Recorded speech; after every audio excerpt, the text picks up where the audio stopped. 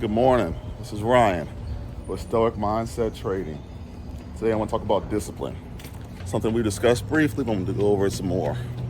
I got a quote here I want to speak on. Okay, no man is free who is not a master of himself. That's Epictetus.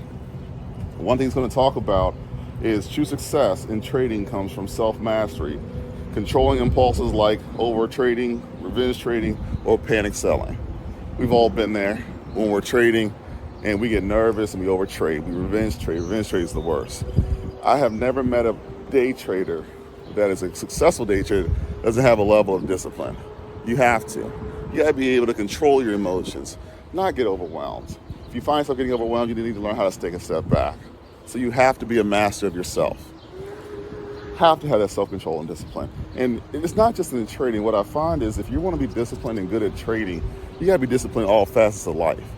Your exercise routine, your diet, your eating habits, the way you communicate with people, your temper. I mean, it all kind of encapsulates itself, you know? So you have to be in total control of yourself and your emotions and your feelings if you want to become a successful day trader.